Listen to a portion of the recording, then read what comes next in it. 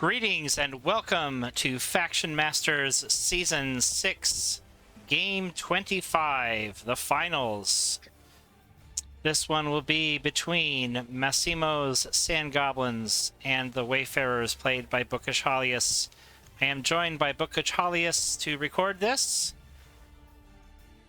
Hey there, everyone. Happy Thanks. to be back again. Yeah, thanks for coming around one more time, Season 6. He knows who the champion is. The champion's already been determined. I don't know. You don't know, unless you're watching this video for the second time, in which case you do know. But anyways, let's get going here. So what do you think of this matchup? Two factions that have the capacity to be aggressive, but maybe don't have to be. Is that you're gonna look to just try to get dice on Krusk or protect Celeste? Yeah, I have. I looked at this one and was, I don't know, fairly happy compared to having to go against Chosen Grove. Right. That's a much harder matchup. But I think this one, Sand Goblins versus Wayfarers, comes down quite a bit to just who's going to have the right plays at the right time to pull it off. It's kind of a damage race in my mind. And if I sit back, I feel he's going to get enough events and all of his tools to be able to counter a lot of my tools and area damage to ping my 2 health guys and all that kind of stuff. So I definitely view this more as I want to get up in his face. I want to just ping Krusk as much as possible and make him afraid to poke his head out. And I know Massimo is really, really good with these guys and really, really good at econ games with them and getting the last drop of value from all of his units and everything he does. So quite honestly, I went with it of I don't know if I'm going to be able to win a longer game, and I think I've got a okay 50-50 at a shorter game. Okay. So we expect that you're going to be building magic pretty quick to get to your key events, your coordinate and your slip by and your even just your other gates. Starting with one in your opening hand is pretty nice. Yeah, starting with a gate is really nice. Starting with 3 Voyagers in my hand is not especially nice, but I guess we'll see how I play it because I honestly don't entirely remember at the moment. Okay. But yeah, could be a mess. We'll see. All right, let's get started. We're going first. Yep. This is honestly one of the other matchups that I don't love going first on. Because I can't get to somebody with my Dancer. I feel like, and this probably depends on the matchup, going second with Wayfarers, sometimes you can end up on the back foot, and I have a lot of trouble recovering. So, I yes, absolutely possible. I have a lot of hard games that end up very similarly. I remember a conversation with Jexic at one point, and somebody else, I think a couple others, around what do you do as Wayfarers when you go second and all of your units die to the first turn? Yeah, I've been there before. That's not a good place. It's interesting play here by Massimo. dropping this rider here just to block that avenue so you can't get maybe an adventurer with a Voyager up to take a shot on Krusk there. So he's covering his bases, but was not so aggressive. He did not burn hot. He could have gained an extra damage on Celeste here. I think I would have done that, but I often lose key cards when I burn hot early. That's part of the risk you take. And I definitely left that gate. I mean, so he put the rider there. I left the gate in there because I very much did not want to have two riders sitting next to me Right. after it burns out with both of them. And now I've taken 6 dice. So usually I'd rather have my gate on the far edge. Yeah, out here. But since he could get to me, I don't want to take that risk. Okay, got the early mortar upgrade here. Mm-hmm.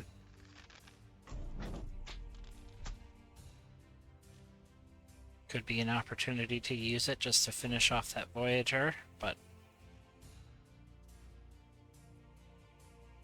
Krusk seems to be open to attack here.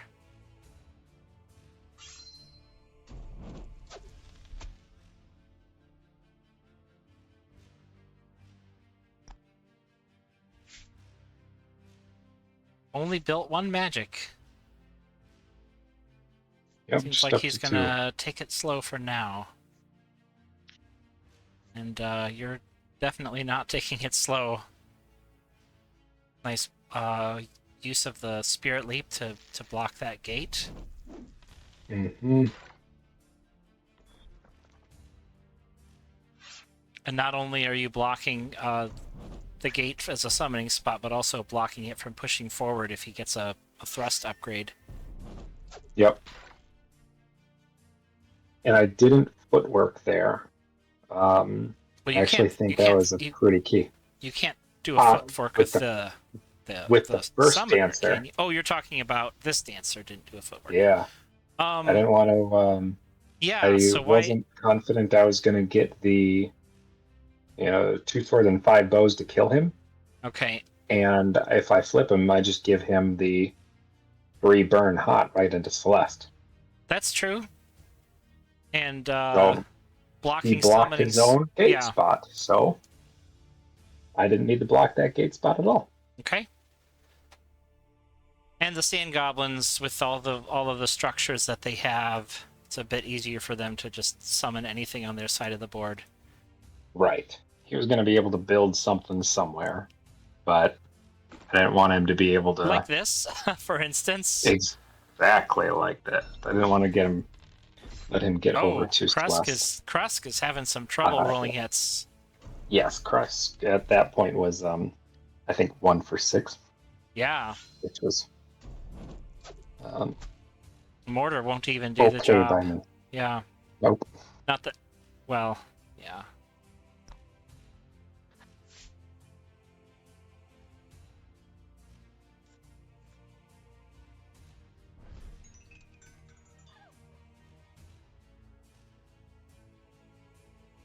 Trying to think of where would you go to slip by here.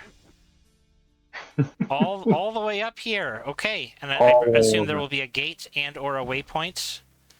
Or both. Yeah. Yep. Really putting the pressure on him, and I like how you're just occupying all this space here. Yeah. So that was a big line of this side of the board is now mine. Yeah. Although he could build here. Now you're going for that biter instead of 2 more dice on Krusk. True. Yep. And that comes back to bite me in a moment. Okay. Because you see this rent rat being played. Ah. And you see a gate surrounded by rent rats. Imagine that. Something could happen to that gate. I saw that happening, and I knew exactly what was about to happen, and I'm like, oh no. Now what am I going to do? Nice use of carry there to get the scavenger over to attack the waypoint. Absolutely. That was I couldn't. I didn't see how he was going to be able to deal with that waypoint at all. So I could reinforce that side pretty easily, and then he did that. And like, oh shoot. Uh,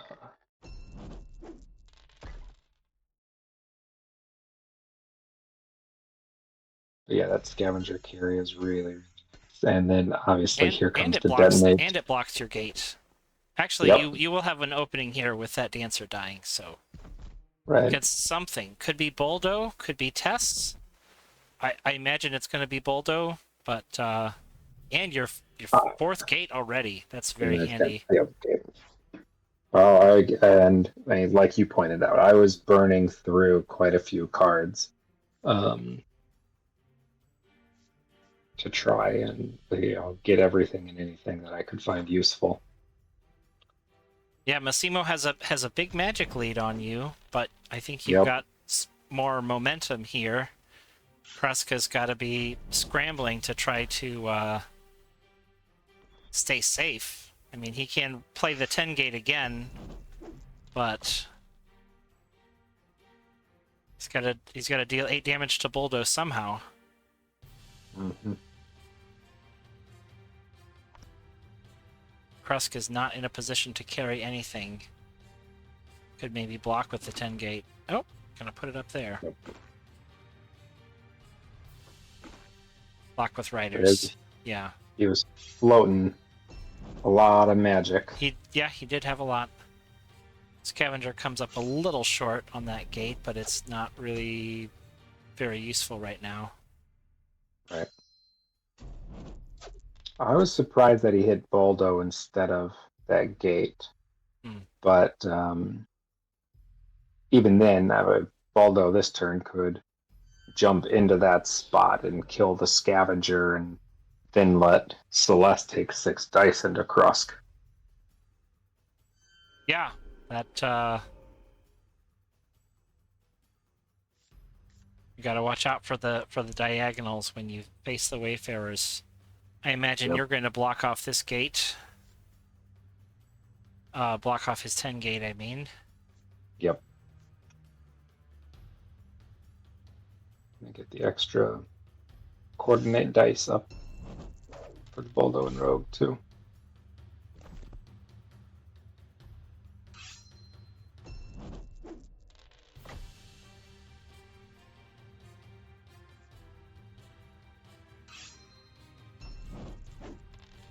Boldo having a little trouble rolling swords. I think I didn't look. I think both of our dice were a little bit low. I don't think either of them were extremely low. Mm-hmm. But like Krusk certainly started out 1 for 6, and that was that's rough. Really helpful for me to build momentum early on. His riders were hitting 1 out of 2 swords a couple of times. I noticed also. Yeah. So exactly. And this scavenger going 2 for 3 and not killing that gate as another example. Like, big difference for sure. There was quite a few very narrow misses. It's like you guys are playing blockers with your gates here. Just got them all interwoven.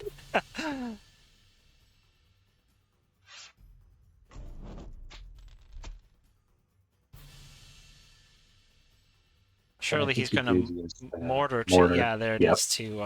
It gets the adventure, gets the gate, gets the damage on Celeste, gets. But Krusk is open to an attack from. Well, you might need a coordinate to get there, but Celeste with the slip by can get there. Yeah. But beyond that, like Baldo can't get. Well, you would have needed your other coordinate to do it. Right. And I agree that this definitely is the time to just go for it here. I'm going to pause it for a minute as we look at the magic piles. 8 magic and 10 in the draw pile. You've got no magic and only 5 in the draw pile. There is another Seek the Horizon coming up that will get you a few cards back, but This is time to do or die, I think. Yep. Like, he was certainly going to continue to push that econ pressure on me. This extra waypoint to block that gate again. Yeah. That was really close. I'd really like to get that rider with Celeste and push up so the adventurer could hit Krusk there, but that was just trying to get a 5 out of 6. Yeah. This decision I wasn't totally sure about. I kept Boldo in that spot rather Block than the gate. Yeah. jumping down to trigger Seek the Horizon. Mm-hmm. But with only 2 magic, and I don't remember exactly what was all available before I drew. Mm-hmm. But having more guys wasn't going to, I think, be substantially more advantageous this turn. And with, my entire army over here, Yeah. I figured Well, I could get somebody to the back row at mm-hmm. least one more time. But looking at the 15 cards to 7 cards and 8 magic to 2 magic, Yeah. that econ lead was getting real scary. Yeah. Blocking the gates here. There's no scavengers, no wrench rats. Mm-hmm. I think Uncle Sparks is the only champion he can bring out, but he does have Yep. possibly another gate. Plenty of Rust Riders that could fill in here. So you've used your last slip by. I noticed you did have a chance to try to just hit 6 out of 6 and end it. Very low odds for that one. So I understand why you didn't quite pull the trigger yet. I don't think he can take you down from 9 health to 0 here, and you do have this waypoint in case you need to, retreat. So that was exactly the thought. I don't think there's any way he can kill me, even with, Krusk, Sparks, a mortar or 2, and a rider both and turrets, right? It's technically possible, but he could roll 9 dice, but it's going to be mostly bows and specials. Yeah. So even if he brings me to 2, that's fine. I'm still alive.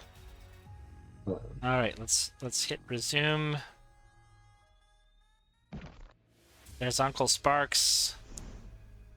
Yep. I'm gonna thruster upgrade. I presume this is gonna be on Krusk. Mm-hmm.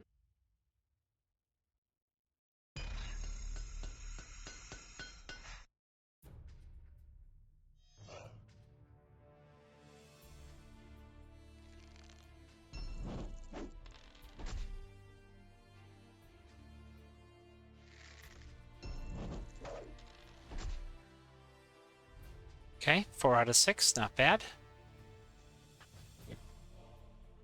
One more for the mortar, I think. Yep. He's in a pretty tight little corner there. Yeah. Yes, but you've got your coordinate, you've got your rogue. I don't know what your odds are, but I don't think they'll get any better if you pass up this opportunity. Nope.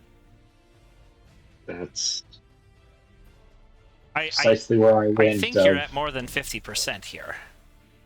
It's 9 dice. Okay, well, it's a lot better now. It's a lot better here. Yeah. There it is. And it's got what you needed. 10 dice. Yep. 10 dice, even though most of them were bows. All I needed was 6, so... Well, congratulations, Season 6 champion. Thank you. Yeah, absolutely. I think you definitely made the right call with Boldo there. Imagine if he had summoned something here and just put everything into Celeste. There's a chance. I guess he only got you down to 4, so the dice weren't with him, but I think you gave yourself better odds to survive it this way. Yeah. And a wrench or really a biter, and I guess biter would have put me down to 2. Yeah. and he missed on 2 dice. Maybe there was something else that he could have done There with surely it. wasn't a turret. He would have used that or another mortar. Yeah. I guess he just didn't have the Rust Riders to, or gates to block himself in there. Yeah, I know he mentioned that he didn't have another one to build. And I think going through, I think I killed quite a few of those Rust Riders that he had built. Yeah, I guess I wasn't because I was blocking so much. Keeping track. I know you got a couple of them. He couldn't get he wasn't really being able to scavenge anything back. Like That's true. He scavenged 1 Rust Rider, but yeah, since he couldn't get scavengers out, I felt like he was low on Rust Riders. But even then, I felt keeping the gate blocking going was the right way to go there. And then yeah, at the end it was just I think I tried 1,000 different ways to get the adventurer and rogue and Boldo or the Voyager somehow or anything. I was trying everything I could imagine, and eventually I just said, okay, you know what, I can't figure anything else out better. I don't think it's there. I'm just gonna take the select big shot and see if the dice hold out. I think it was there. I don't know the exact odds. I think it was in the 70-80% probably. Expected value. It was pretty high. Right. And in this situation, had you failed, I think you got a decent chance to survive this also. Yeah. So he wouldn't be able to Celeste's build anything, right, or he wouldn't be able to hit me with anybody else but Krusk, and then maybe he hits me. He's got mortar, 3 bows. Maybe he draws another turret. A mortar. Yeah. Maybe a turret. Maybe another mortar. But nobody else was getting there, so I guess he could have moved Sparks left and down 1, and then built a Rust Rider to hit where Sparks here and then shoot through. Yeah, that would have been the play. You're right. That would have been 6 bows plus a mortar or 2 plus whatever turrets. That probably would have been the right way to go if he had it. But you're right. But I still felt I had a good chance. So yes, very well played. It's been great to watch you come through the tournament, and congratulations on your victory. Any last words for us? Thank you. No, it's been a ton of fun. I've got to kick up more ranked games to get back in my #1 spot here for this season. But it's been a ton of fun, a lot of fun games, a lot of really hard games that came down to the minute dice rolls and real little subtle decision making, which is really cool. I think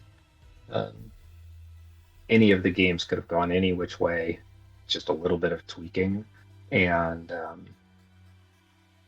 I don't know, that to me is really, really fun because it's all really good players, really good competition, and a lot of fun people to chat with and learn from and get better with. So it's a good time. Thanks for all your hard work going into running the tournament, keeping us all somewhat on schedule, and putting all of these out here for everybody to watch. Well, you're welcome. It's been a real pleasure watching all these great games, and if anybody out there is interested in next season, season 7, I've had some people ask, how can I join FactionMasters? You've got to get to the #1 spot for that faction in the rankings. It is possible to get in as a #2 or a #3 if the player that has #1 declines, or if they're not. If I can't find them on Discord or email or anything, but the one way to guarantee you'll be in is you've got to get to #1 in the ranked play. So, yeah, pick your favorite faction, get even better at them than you are now, and work your way up to the top. I don't know how long it's going to be until Season 7 ends. Perhaps a couple more months. We'll just wait on Plaid Hat for that info. But thanks to everybody who has been watching these videos, and we will hope to see all you guys again for the next season of Faction Masters.